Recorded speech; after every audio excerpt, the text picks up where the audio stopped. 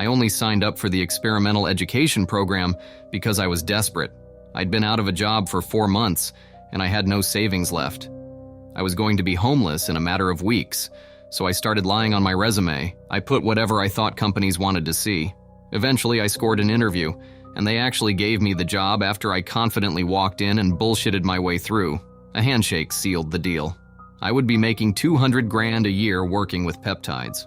The only problem? I was due to start in 2 days, and I had no idea what peptides even were, let alone how to work with them. My whole life was about to implode, so naturally, I sat around drinking beer and scrolling the internet all Saturday night. It was there that I saw a sidebar ad for the experimental education program. They claimed that, using virtual reality, I could learn a new skill in under 3 minutes. Not just a new skill, but any skill, regardless of complexity. Right, impossible. Sure. Drunkenly, I responded to their ad with an email, asking if I could learn molecular biology in under 3 minutes. It was 2 a.m. on a Saturday night, but I received an immediate response from a Dr. Jensen, claiming that yes, that was possible. Right. Sure. Rolling my eyes, I signed up for one of their prototype trials the following morning. I awoke hungover that Sunday morning to an alarm that my past self had set. It read, "Learn molecular biology 12:15. God, really? Well, I had nothing to lose. I dragged myself out of bed, showered in a funk, and drove out to the offices of experimental education. Parking outside that nondescript office building near downtown, I remained ready to bolt at the first sign of a multi-level marketing scam. The parking lot was astoundingly solitary and lonely under that gray, drizzling overcast, which I took, paradoxically, as a good sign. If there'd been dozens of other people heading in, then we were all probably marks for some PowerPoint pitch. As I approached, a bespectacled older man in a white lab coat stepped out of the automatic glass doors. Through his medical mask, he said, "You're late." I looked at my cell phone. "It's 12:16. "The process only takes 3 minutes. He chided me. That could have been a third of another appointment if we were fully booked. "Oh shit. Sorry." I awkwardly followed him into the building without further protest.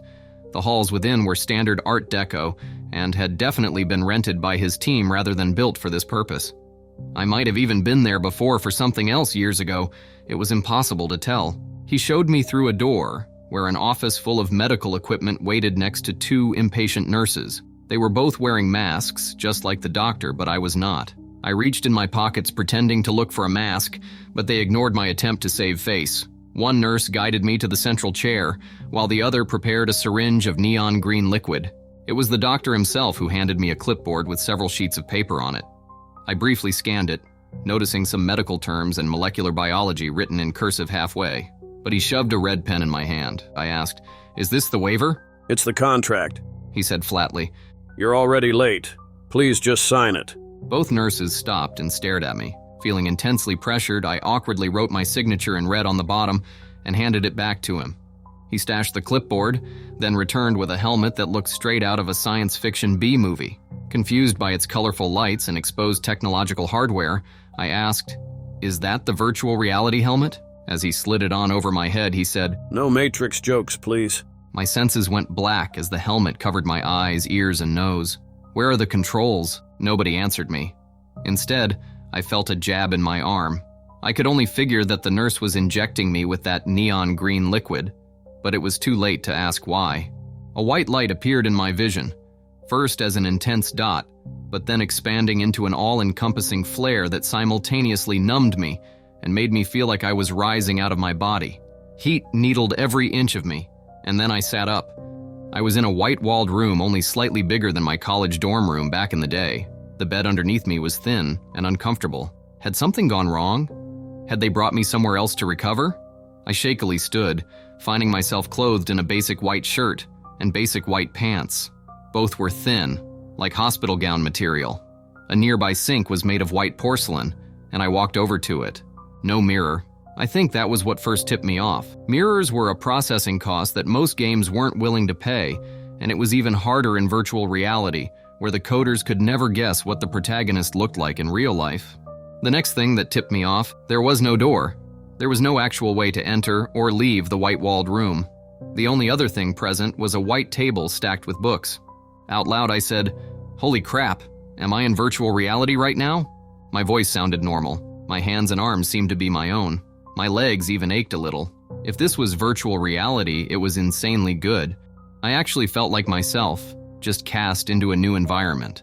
Maybe the injection had been some sort of hallucinogen. Maybe the helmet's visuals weren't really this good, but I was perceiving them as realistic.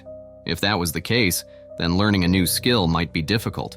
I approached the table and sat in the only other furniture in the room, which was, of course, a white chair. The books were all thick texts pertaining to molecular biology. Okay then, this was what I'd signed up for, this was what I'd needed, and it looked like it was really happening. Opening the first book, I started reading. It was heady and complex stuff that tired my brain quickly. After about half a chapter, I sighed, looked around, and decided to take a break. Screw it. Nap time. I awoke in a blink, feeling as if I'd never slept at all. That wasn't good. I returned to my textbook and made it through to the end of the first chapter. Okay, I now vaguely knew how a cell worked.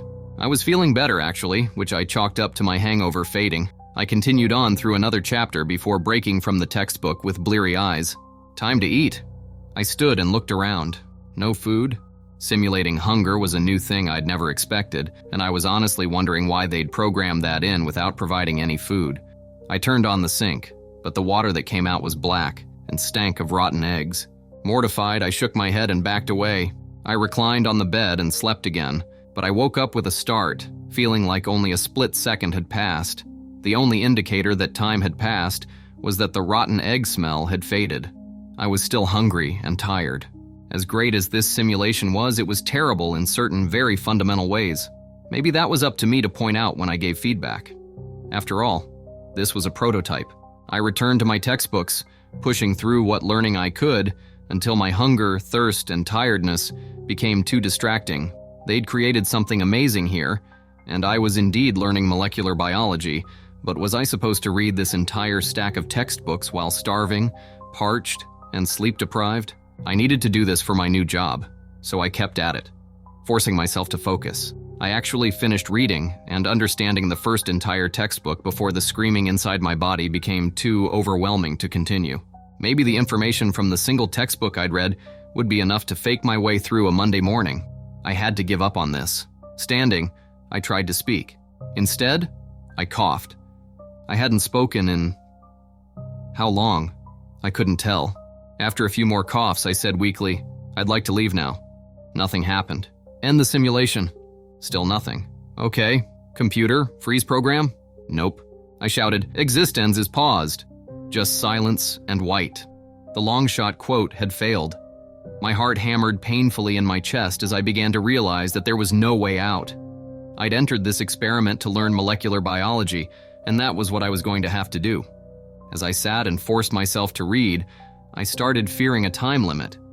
My body was slowly but surely getting weaker and shrinking from starvation. The hunger burned, making me aware of the very engine of life inside myself as it consumed calories. I wasn't dying, because this wasn't real, but the thirst was driving me mad. I turned on the sink a few times, desperate to drink the black water that stank of rotten eggs, but I couldn't make myself do it even in the darkest depths of my agony. Sleep was pointless. I became a husk. I sat, I studied textbooks, and I flipped pages slowly with emaciated fingers. That was all I was for what felt like months. It wasn't enough to read the textbooks. I had to understand them too. Learning while mostly insane from hunger and thirst and insomnia felt like a monumental task. I was certain that I was never going to escape. The program would never end. This would be it for me, forever. I spent an entire week screaming, to no avail. I raged at the walls, chipping away at them, just uncovering more white plaster. I was perpetually dying, but never actually ceasing to exist. I broke the sink, and black rotten egg water spewed onto the floor, then down a hard-to-see white drain. I sat in the stench, my feet wet, and continued to learn. What other choice did I have? This was never going to end. I flipped through the pages for eternity, truly giving up on the concept of escaping, right up until I closed the final book. When the helmet lifted away and I found myself in that room with 2 nurses and the doctor again, I sat in a disbelieving daze. The doctor asked, "How was it?" I stared down. My hands were normal again. My arms had their former strength. I touched my face, finding that I was not a husk. Wide-eyed, I fixated on his question. It was horrible. I was starving and thirsty and tired the entire time. He nodded. That's a manifestation of the cost of thinking so rapidly. You just experienced 7 months of intense thought and learning in 3 minutes. He nodded at the empty syringe in a nurse's hand. That liquid we injected you with contained concentrated neurochemicals, electrolytes, vitamins, and the like. We were hoping it would lessen the pain involved. I grabbed his arm. It was the worst thing I've ever been through. Yes, but did you learn molecular biology like you wanted? Thinking it through, I realized I had. Then that's a success. All that's left is refining the technology. I let go of his arm and grimaced apologetically. Rising shakily, I wandered for the door. They didn't even lead me toward the front of the building. The three just went about their business, readying the room for their next subject. I wasn't even sure how I got home. I just lay there all evening and all night, staring at the ceiling as intense trauma rushed around the edges of my awareness. When my alarm went off to wake me up for my first day of work, I was still just lying there with open eyes, but I did know molecular biology. I was already dressed. I just dragged myself up, drove to my new office, and floated through my first day at my new job. They gave me some training, and I actually understood the science. What I didn't understand was how experimental education's technology was even possible. The naive, young version of me that had gone into that machine would never have questioned the fundamental technologies at play, but they'd just forcefully taught me everything I needed to know. All day long, instead of doing my job, I thought about just how powerful that neon green liquid would have to have been to do what they claimed. The brain was the most expensive engine in the human body, and running it for 7 months would require far more than a syringe, no matter how densely packed the contents. That night, I remained awake, still staring at the ceiling. I hadn't slept in 7 months, so closing my eyes and trying to do it still felt unnatural. The nightmare I'd gone through felt simultaneously like an eternity and a mere instant. I just kept coming back to the same question. How? I tried to ignore that persistent question, and I did manage to take some fitful naps filled with flashback sensations to that white-walled room, but I only made it 2 more days before I couldn't take it any longer. That Wednesday night, I drove back to that office long after it had closed. The front door was locked, but the signs for experimental education were still up. Returning to my car and fetching a tire iron and a bag, I carefully crept around the corner, along the shadowed side of the building, and toward the back. There, in the darkest and quietest corner of the alley, I found a low window that would serve. Was I really going to do this? I had to know. The tire iron shattered the window with just a light tap. I winced. Somewhere, a dog barked. I waited, but nobody human seemed to have noticed the sound of falling glass. Steeling my resolve, I carefully lowered myself into the basement. In the dark, I felt my way past stacked chairs, tables, and other generic office equipment. Nearing the dim light of the stairwell, I felt something soft, warm, and wet. It was fabric, but it was a person. He groaned, and I hurriedly backed up. Standing there in the dark, I waited, terrified. I was busted for sure. Someone had found me, right? When he didn't say anything, I sensed that something was wrong in a very different way than I'd expected. Moving further, I found a light switch, then turned around to look. A tan-skinned man of vaguely Middle Eastern appearance was hanging by both arms from 2 thick chains embedded in the ceiling. He was wearing a black business suit that had been sullied by assault, and long trails of blood, both dried and fresh, ran from his head, ears, and neck.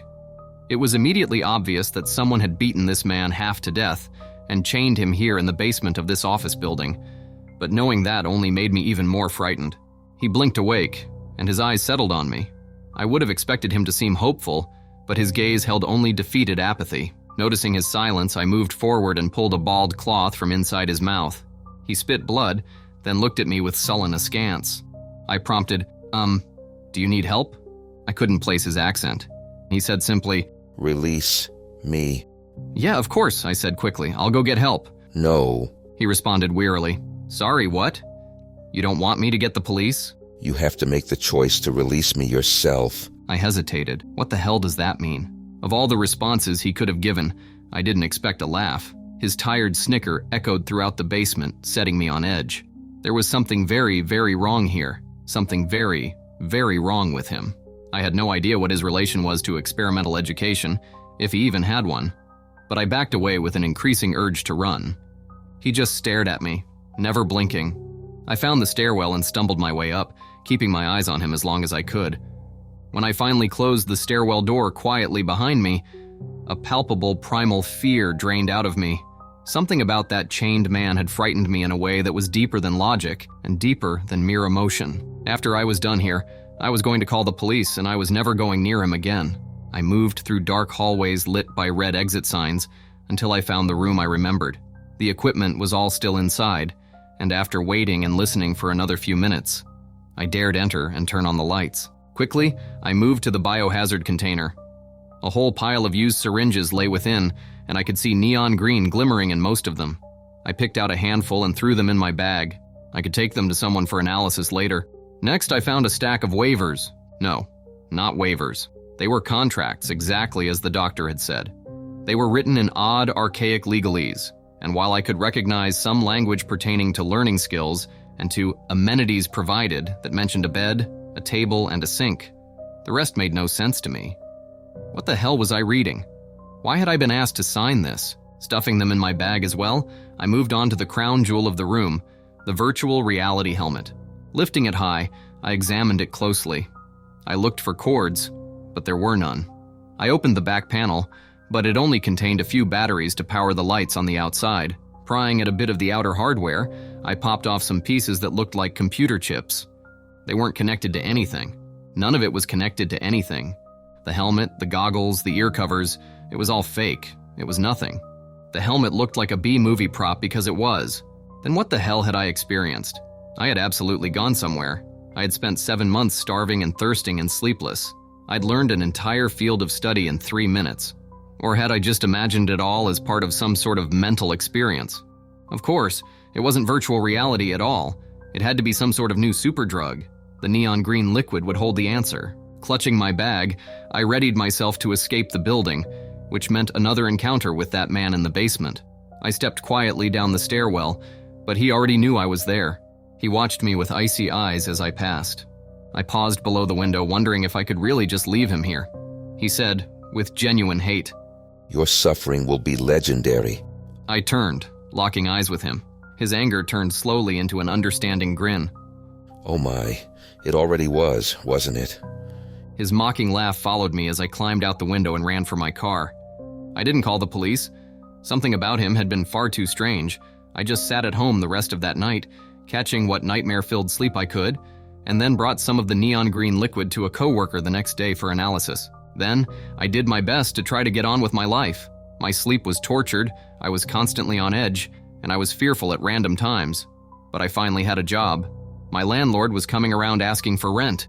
I told him I'd found a position and was about to get paid, but he reminded me that I was already extremely behind and very close to eviction. No problem, it was almost payday. Except when payday came the next week, I opened my paycheck to find a statement for $0.00. Of course, I went to see my boss, who looked at me with confusion. He said, "Didn't you read your hiring contract?